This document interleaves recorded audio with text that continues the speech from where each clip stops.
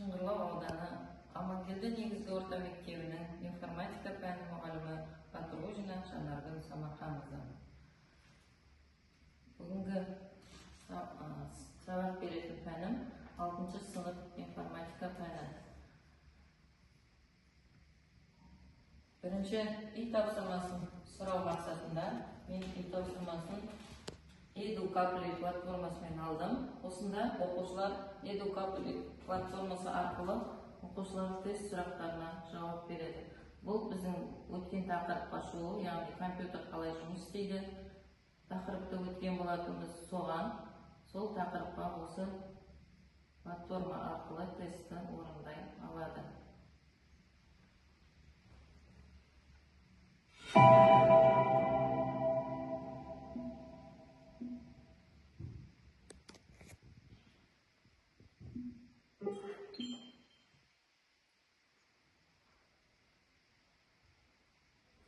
Жоқ және я деген сұрақтар арқылы жауап беруге болады.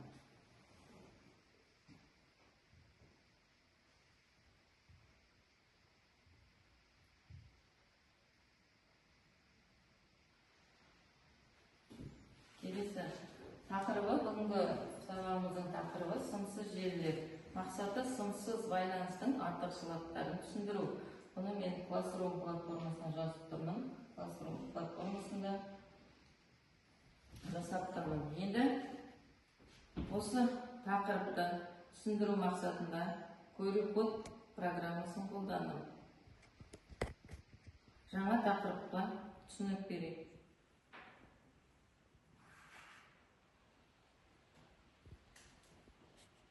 Сымсыз байланысты мобильді артықшылықтарын мысалы өмірмен мысал ретінде түсіндіру болады. Оны қай жерде қалай қолдандың, саған не жеңіл болды деген сияқты сұрақтар арқылы түсіндіруге болады. Қазір мен сымсыз байланыстың артықшылығын қалай анықтайтынын көрсетейін. Бұл бұлтты баспадан Cloud Printing пайдалану неге ыңғайлы екенін түсіндіру арқылы бұлтты баспадан Cloud Printing пайдалану неге ыңғайлы? Алдымен мен сұрақты оқимын. Міндетті жұмысты сымсыз атқарғанда не жеңілдететінін ойлаймын. Сым жоқ болса, орын ауыстыру еркін болады. Демек, басты артықшылық қозғалыс еркіндігі және мобильдік.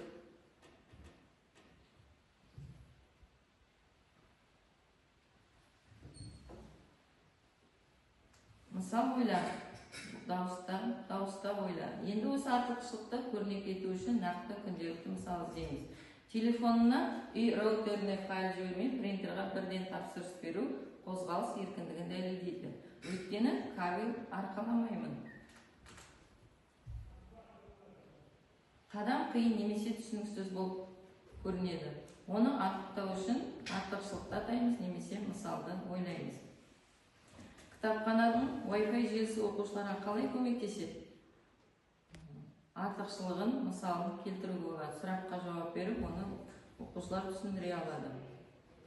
Мобильдің артықшылығы сымсыз байланыс, бұл мәліметті кабельсіз жеткізу жолы. Мобильдік дегеніміз тұрғыны қалаған жерге еркін тасып қосыла алу мүмкіндігі. Бұл артықшылық оқушыларға аулаға да, автобуста да интернетпен жұмыс істеуге жол ашады.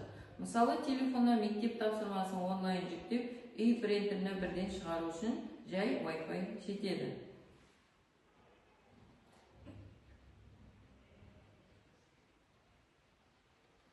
Сымсыз байланыстың артықшылығы қандай? Ол қозғалыс еркіндігі, желінің бағасы, кабельдердің ұзындығы, қауіпсіздік деңгейі. Қайсысы мобильді? Сымды байланыс кабельге тәуелді, физикалық орын шектейді, қондыру қиындау, қозғалу мүмкін емес. Ал сымсыз байланысқа кабель қажет емес, еркін қозғауға болады, құрылғыны тез қосу және орнату арзаныраққа түседі екен.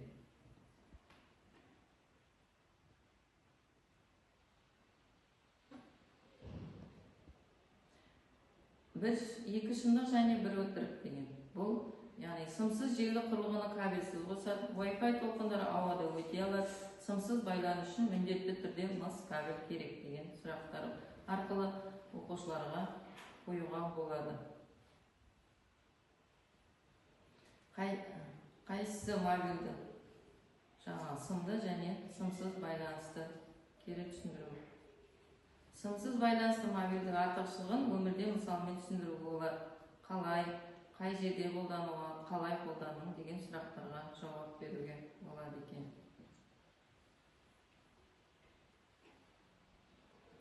Келесі осы тақырып бойынша біздер енді кітабымызды ашып, осы сымсыз желілердің түрлерін оқулықтан қараймыз. Оқулықта кесте берілген, осы кесте арқылы оқушылар жаңағы өздері оқып, өз бетімен оқулықтан тапсырманы орындайды. Келесі енді бірінші тапсырманы мен жеке жұмыс ретінде фишбаун қаңқасын алып отырмын. Бұл фишбаун қаңқасы арқылы оқушылар толтырады және дескрипторымыз Wi-Fi сымсыз желісінің артықшылықтарын жазады. 1 балл. Wi-Fi сымсыз желісінің кемшіліктерін жазады. 2 балл.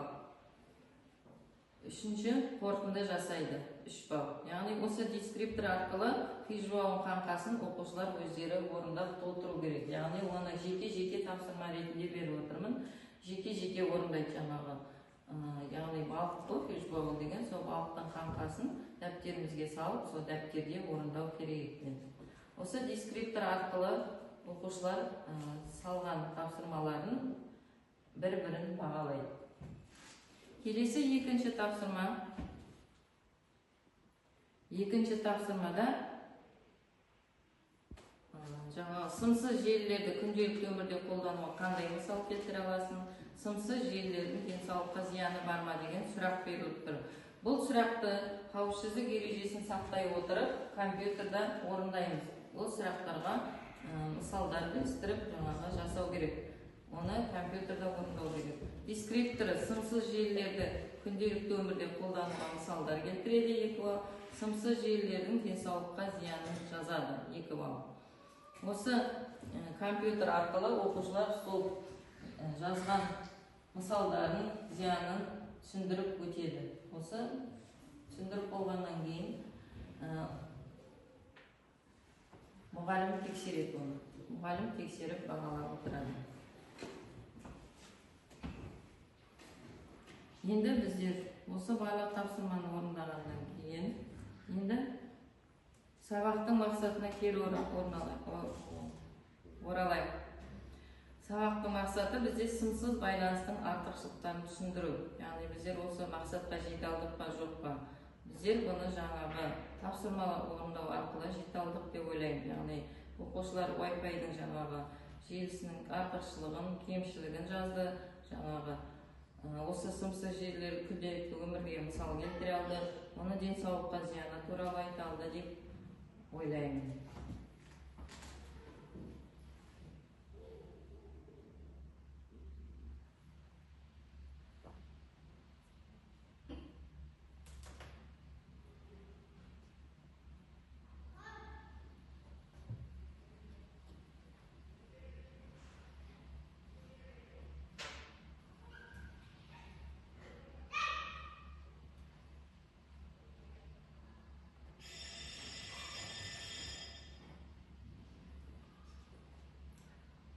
Енді кері байланысқа мен мультиметр платформасын алдым.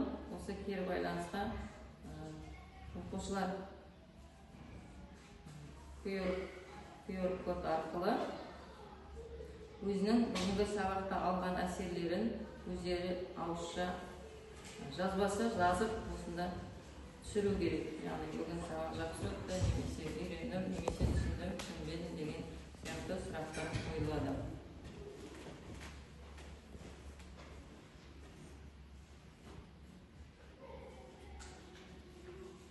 Келесі осы кері байланыс беріп болғаннан кейін оқушылармен бүгінгі сабақ туралы түсінгендерін, түсінбегендерін нақты біліп алып, енді үйге тапсырма беріледі.